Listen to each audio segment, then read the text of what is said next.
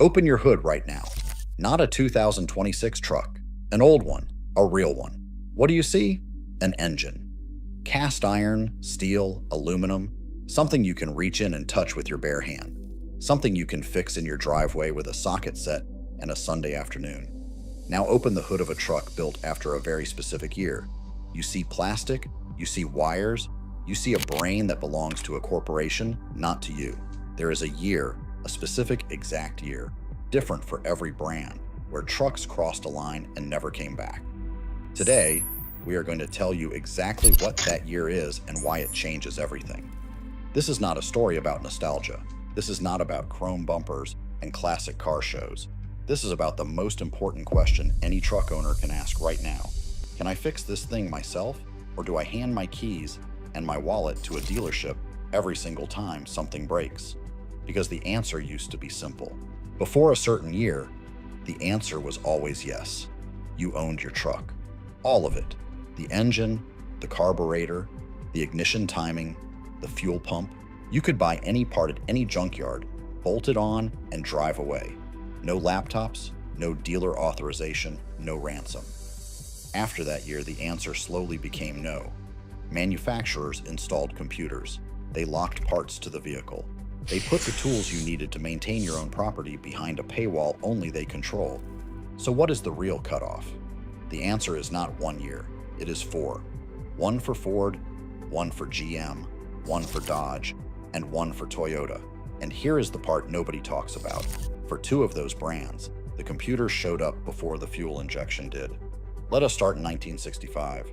Ford bolts a 300 cubic inch inline-6 engine into the F-Series trucks of that era.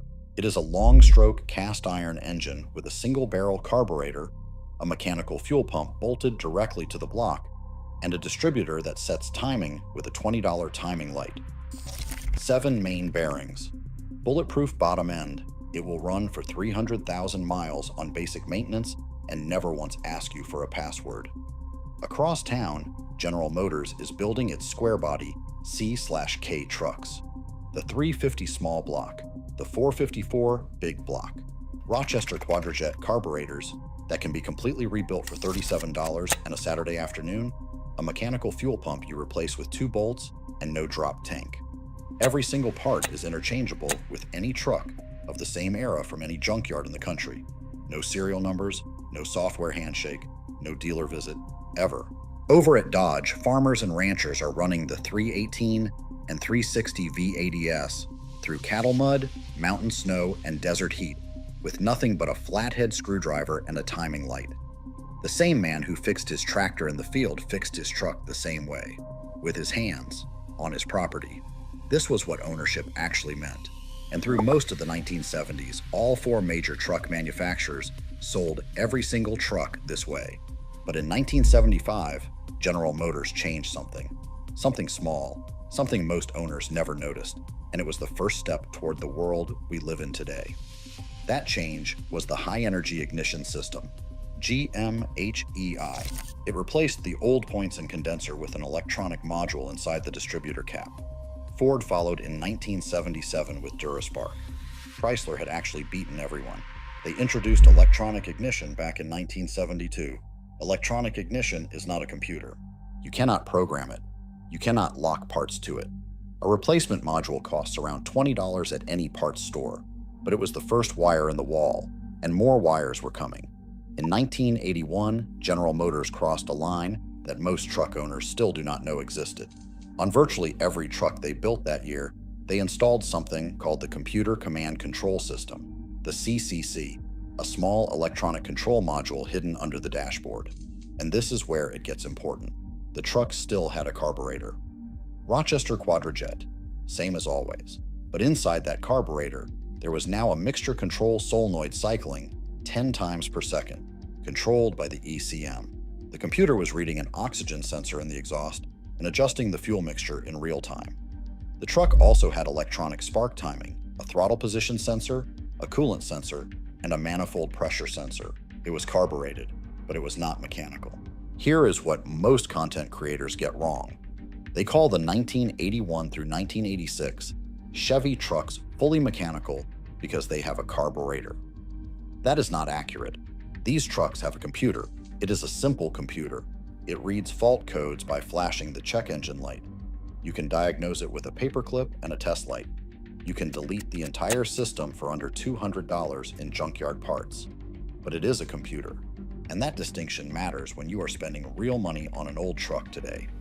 Ford ran the same game from 1980 onward with their electronic engine control system, EEC3 first, then EEC4 from 1984. Carbureted Ford trucks through 1986 had an ECM under the dash controlling fuel mixture and spark timing. The carbureted 4.9 inline-six Ford, sold right through 1986, had a brain in it. So here are the real cutoff years, written in plain language.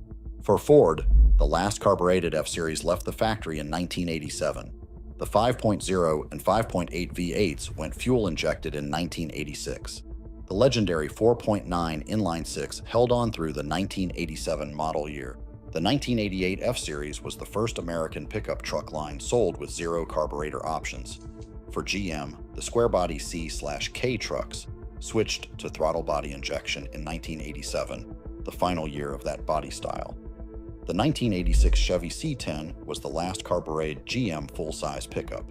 For Dodge, the 318 V8 was carbureted through 1987.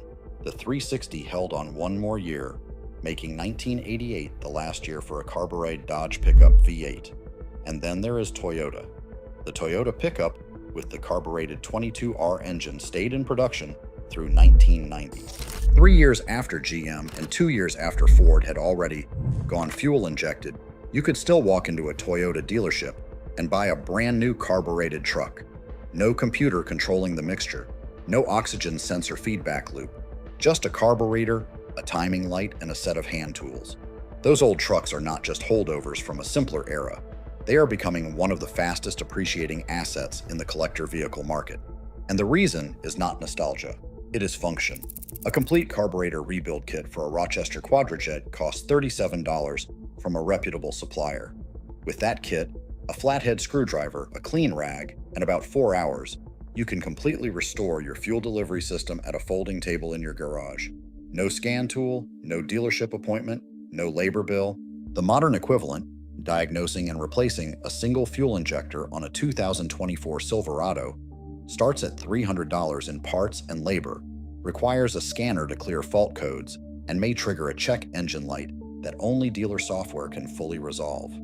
A hardware store cuts a new key for a 1985 Toyota pickup for $3. A replacement key fob for a 2024 Tacoma runs $250 to $400 and must be programmed by a dealer using Toyota proprietary software. You bought the truck, you own the key, but the password belongs to them. A remanufactured transmission for a 1979 Dodge W150 bolts in over a weekend with hand tools and requires exactly 0 dealer visits to make it shift. On a modern truck, the transmission control module and engine control module communicate over a digital network. Install a remanufactured transmission without the proprietary software handshake, and the truck will not shift out of first gear. Not because anything is broken, because nobody told the computer to trust the new part. That is the same war we covered in our last investigation, the war on your right to fix what you own. That war has a starting line, and now you know exactly where it is. The market knows it too. Pre-computer square-body Chevy trucks. The 1973 through 1980 models that predate even the CCC system have seen values climb steadily. Running examples that once sat in fields for $2,000 now regularly sell for $15,000 to $25,000. Restored examples break $60,000. The rarest K10 4x4s have crossed 6 figures at auction.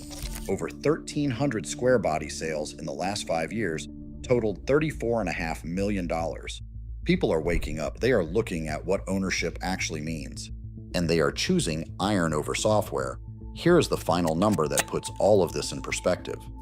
The last carbureted vehicle sold new in the United States was not a Ford, not a Chevy, not a Dodge.